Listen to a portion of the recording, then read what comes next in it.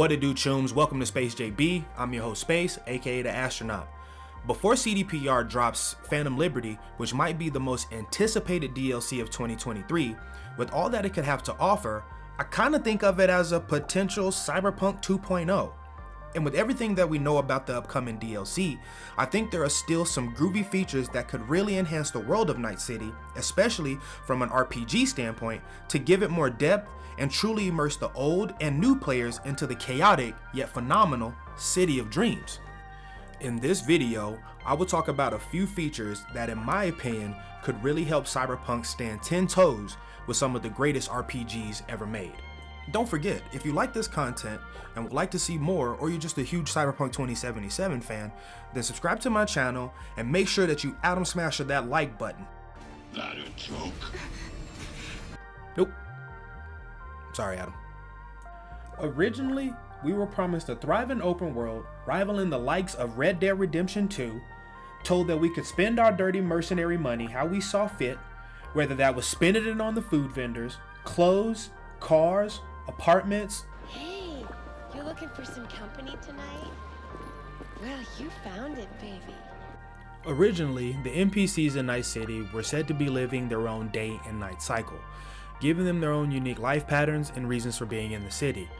Which leads me right into my first point. Another massive NPC update would crush it in Night City right now, making the NPCs a little more interactive with their environment. Hell, even giving them back that day and night cycle that we were originally promised would be helpful. Admittingly so, CDPR has done a wonderful job of massively improving the NPC's characteristics thanks to the latest updates.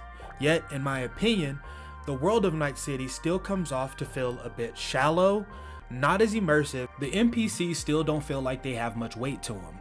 Idly standing around, sitting, doing one action only, drinking a beer. If I get out of an elevator, you'll have an NPC seeming like they want to get on the elevator, but they don't. They're working out at a gym that you can't yourself work out at. They're not purchasing anything from vendors or really interacting with the vendors. It doesn't seem like any real life is given to these NPCs outside of just a few looped tasks that you easily can recognize.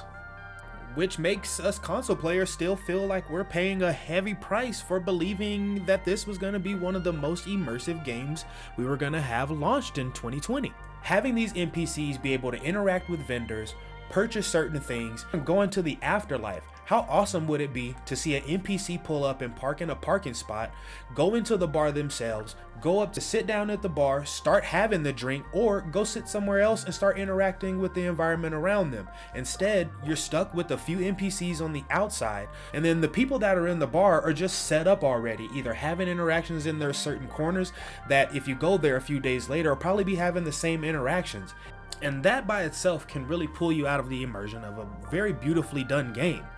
I feel that if we can give those NPCs back that weight, give them a little bit more responsibility in the city that was already theirs to begin with before we came back, that can go ahead and separate Cyberpunk from other RPG open world, single player narratives. Now that we're going to get a whole new area to explore when the Phantom Liberty DLC drops this year, having more capable, smarter, and more lively NPCs will just add more vibrancy to the world of Night City. It would give us that immersion back that we were looking for, especially talking to the next gen console holders. Some of us can't afford a high-end PC, some of us don't want a high-end PC, but for those who have both, congratulations. If they can upgrade that crap on the next gen consoles, then it's only going to make the PC version that much better. So it's a win-win. We have the technology, damn it. On to my second point. Actually opening the open world RPG that is Cyberpunk 2077 or the Night City. We were originally told that if we saw a building and we wanted to go into the building, we could go in there. That is not the case. There are a lot of open signs on buildings. You hear music coming out of these places and you have no idea what is going on in there. Doors are locked. You barely have access to a damn thing. It needs to be open. We need to be able to go into buildings. I want to go into places that have shit going on. I'm tired of going into a place and it's either empty or locked. And once you go in, some of these places are so desolate, it is sad. Look, we get it. At the beginning, there were time restraints, budgetary issues, a whole heap of crap going on that massively deterred what we were originally expected to get. Though after 3 years of improved growth on the game, after the anime, this game boomed once again, which just goes to show that people want the world that is Night City. If you can add things like simple side activities, you remember in the preview where they had us riding on a roller coaster? I'm not saying you have to give us a boardwalk like GTA, but it would be cool to have something like that. Or if you can open up tattoo shops, you can actually put a car venue here where we can go purchase cars, or add other aspects of this world where we can have side activities. Maybe give us a different lounge or two where we can pop some skeef, you know what I mean? We can have so much more fun in this world if they would actually open it up to us and give us console players, and just give us players in general, the people who have hung on to this game. Even if it wasn't from the start, like myself, I ended up buying 2 copies when the game first came out. I bought it, I've had it on PS4 with the PS5 option. At the time I didn't have a PS5, so I got it on PC, and I fell in love with the game no matter what I was playing it on. Yet I was noticing that the world was so linear for an open world game. There wasn't many things to do that made me feel like Night City was worth living in. Yet they gave me enough for my imagination to take over and be like, oh, I wish I could do this, so I'm gonna imitate this. And then mods started coming out, so I played more on PC than I played on console, with haptic feedback on the PS5 and everything that comes with the immersion of the game. Heck, if they add the VR2 aspect to it, wouldn't that be awesome to go play pool at the El Coyote Coyo with Mama Wells? Or have more arcade games to play, or just do some other cool side activities. One thing about the anime that I truly loved, even though there were parts that were short-lived, it seemed like you didn't always have to live the mercenary life every single second of the day.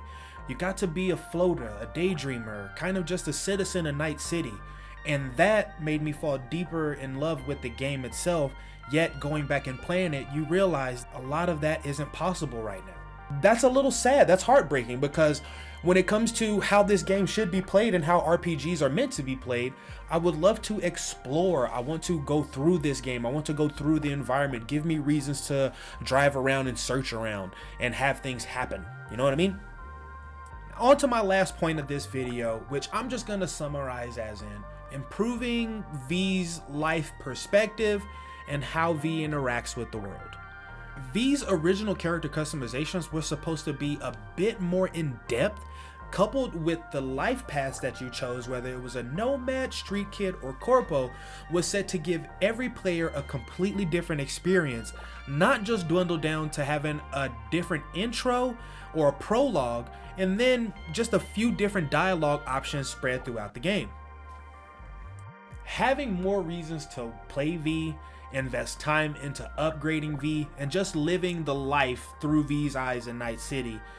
The fact of the matter, Tunes, is that it is hard to live in Night City as a regular citizen, let alone being a mercenary, without having some cyberware enhancements. Can be problematic in this world.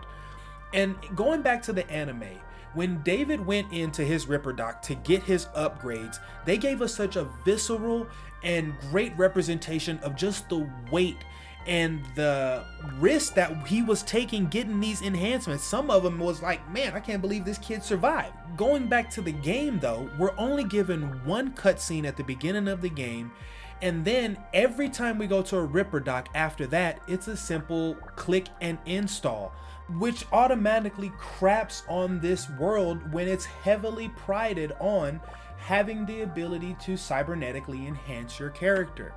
I don't need any animations to rival that of the Netrunner series, but playing in the world of Night City, having some animations, whether they're just small cutscenes, blacked out screens with some sounds in the background, would be much better than just standing there and getting enhancements. There could even be a penalty system added onto it depending on the severity or the grade of the enhancements that you're getting. Let's just say you're getting a grip installed. After the grip is installed, you have a cooldown of maybe 1 to 5 hours. You can still go run missions, but the penalty of that is lower accuracy. If it's like a smart link grip, then some of your shots don't become fully charged like they should. For the more severe cyberware enhancements like mantis blades, double jump, or a full skeletal armoring, that cooldown period may take a game's day cycle. And the penalty for those may be the mantis blades malfunction. One may pop out, not both. The double jump, your double jump isn't as efficient or as high. It may not even activate every time, or you're risking injury. Or something that's internal like the skeletal armoring. If you take damage at that time, you're more susceptible to maximum damage. You can get crit hit probably right off the bat from a low tier enemy. Let's talk about something a little less life-threatening. Drinking and eating animations. We are only given a few cutscenes where you can drink and eat food in. Outside of that, it is cut down to a sip or a crunch noise. That is it. That's all we're given. There are too many food vendors, bars, whether they are closed or open. If they listen to my video at the beginning, they're gonna open some places where we can sit down and have eating animations. For the things that are already set up, like my tea, like the coffee, cool. But if I'm at a vending machine and I want to order a pizza slice, I should be able to order a pizza slice. Or a Nikolai and being able to crack the tab and drinking that down. I don't need to have an animation where I whip out a napkin and tuck it into my t-shirt, but there are too many food vendors in this world to not have many eating animations outside of the cutscenes.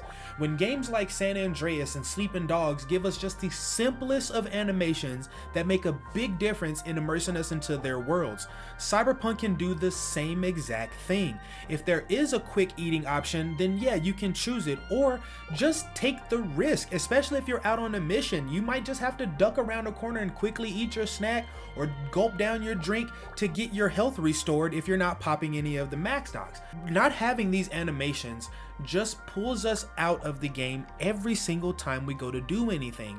Everything is just stripped down. It reminds me of when Dexter asked this simple question. Quiet life or blaze of glory? Sometimes I'd like to live the quiet life. I don't know about y'all, but there are times I'm playing Cyberpunk where all I want to do is just live. I want to wake up in the morning, pick my outfit out, maybe roam around my apartment and watch a little TV, sip some coffee if I'm in the Glen. If I could punch the punching bag in my Glen apartment, I would. I can play the arcade now.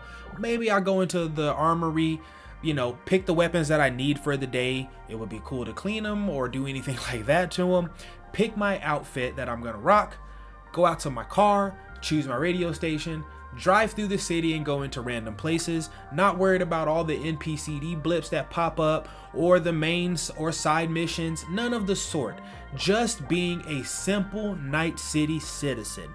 Then after going around for a bit, maybe I go to a bar or to a club. If I could link up with some side characters, that would be groovy because that's a mod that would be awesome on console. To be able to interact with these people, go home, chill, and go to sleep. I do not want to be forced to be a mercenary every night or just push through the game.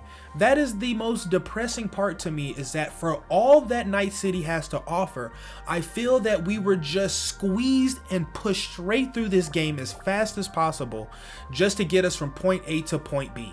And there is so much more Night City has to offer on the back ends with exploration that they can enhance with adding some of these features or giving us some of the features that we were originally promised back.